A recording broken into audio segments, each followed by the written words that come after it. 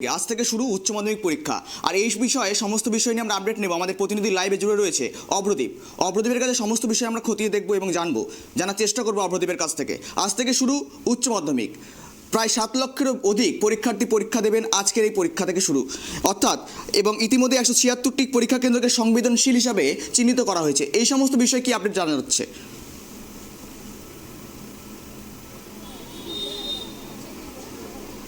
একদমই, দেখো গৌরব, ঘড়ির কাঁটায় বেজে গিয়েছে 9টা 45 এবং জীবনের দ্বিতীয় বড় পরীক্ষা দিতে কিন্তু ঢুকে গিয়েছেন সমস্ত ছাত্রছাত্রীরা।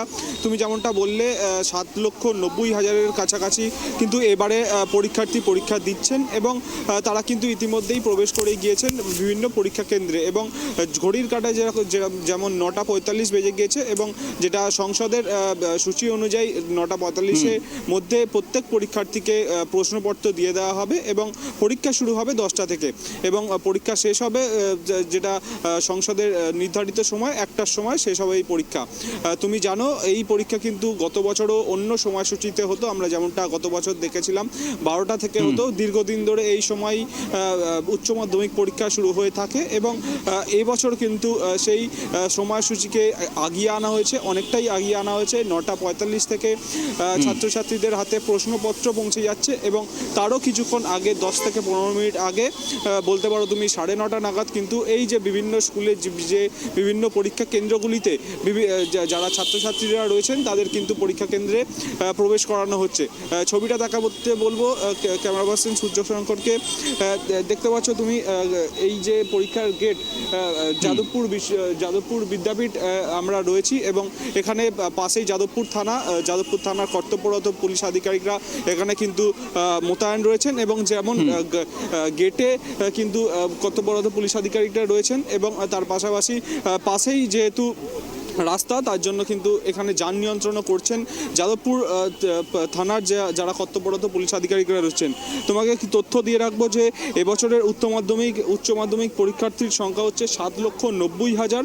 রাজ্যের বিভিন্ন প্রান্তে মোট 837টি পরীক্ষা কেন্দ্রে পরীক্ষা হবে এবং শিক্ষা সংসদের তরফে এই 837টি পরীক্ষা কেন্দ্রের মধ্যে 176টি পরীক্ষা কেন্দ্র কিন্তু সংবেদনশীল হিসাবে চিহ্নিত করা হয়েছে।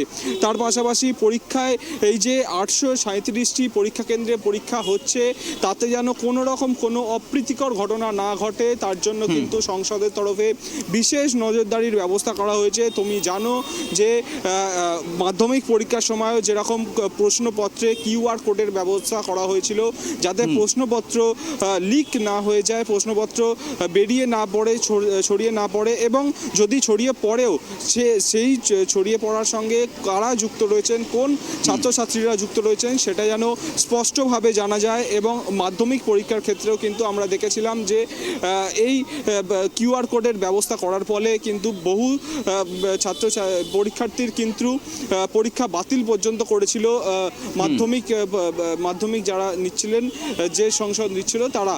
এবং সেই যে ব্যবস্থা করা হয়েছিল সেটা কিন্তু এবারে উচ্চ মাধ্যমিকেও অ্যাপ্লাই করা হয়েছে। প্রশ্নপত্রে কিন্তু QR কোড থাকছে এবং আমরা যেটা দেখতে পেলাম যে যখন পরীক্ষার্থীরা পরীক্ষা কেন্দ্রে প্রবেশ করছেন তাদের সঙ্গে যে জিনিসগুলি থাকছে সেগুলোকেও কিন্তু কর্তব্যরত পুলিশ আধিকারিকরা চেক করে এবং তারা কিন্তু ভেতরে প্রবেশ করাচ্ছেন এবং তাদের সঙ্গে কোনো যেন শিক্ষা সংসদের গাইডলাইন্স অনুযায়ী যেন ছাত্রছাত্রীরা প্রবেশ করেন এবং তাদের সঙ্গে যে জিনিসগুলি থাকা প্রয়োজন এবং যে জিনিসগুলি থাকা বাঞ্ছনীয় নয় সেগুলোকেও কিন্তু দেখে নেওয়া হচ্ছে স্কুলের তরফের প্রতিনিধি এবং কলকাতা পুলিশের যারা আধিকারিকরা রয়েছেন তারা। তোমাকে আরেকটা ছবি দেখাবো, এইখানে ছবিটা একবার দেখাতে বলবো। এই যে West Bengal council of secondary এডুকেশনের যে নোটিফিকেশনের মাধ্যমে এই পরীক্ষা হচ্ছে সেখানে যেরকমটা বলা হচ্ছে যে রিভাইজড টাইমিং, মানে গত বছর পর্যন্ত কিন্তু এই টাইমে পরীক্ষা হতো না, যে টাইমে এবার থেকে পরীক্ষা শুরু হয়েছে 9টা 45 থেকে 1টা 1টা পর্যন্ত এই পরীক্ষা শুরু হবে, এই পরীক্ষা হবে এবং সেই অনুযায়ী কিন্তু যে নোটিফিকেশন জারি করা হয়েছিল সেই নোটিফিকেশন কিন্তু এই যাদবপুর বিশ্ববিদ্যালয়ের যাদবপুর বিদ্যাপীঠের বাইরে কিন্তু টাঙানো হয়েছে। তার পাশাপাশি তুমি দেখতে পাচ্ছ যে রোল নাম্বারের যারা পরীক্ষার্থীরা রয়েছেন, যারা পরীক্ষা দেবেন, সেইগুলি কিন্তু বড় বড় করে লাগিয়ে দেওয়া হয়েছে।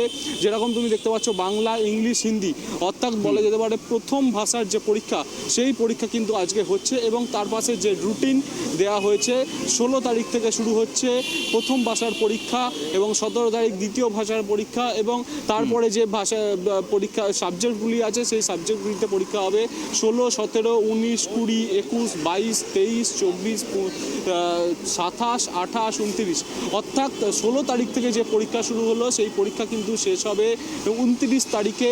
ঠিক যেরকম প্রত্যেক দিনের সময়সূচি একই থাকছে, 9:45 থেকে শুরু করে 1টা পর্যন্ত এই পরীক্ষা হবে এবং যে ঐচ্ছিক ভাষাগুলি রয়েছে সেই ঐচ্ছিক ভাষার ক্ষেত্রে কিন্তু সময়সীমা 2 ঘন্টা, 9:45 থেকে শুরু হয়ে 11:30 পর্যন্ত এই পরীক্ষা হবে। গৌরব, ধন্যবাদ। আর এই সমস্ত বিষয়ে আপডেট না তোমার কাছে আবারও আসবো।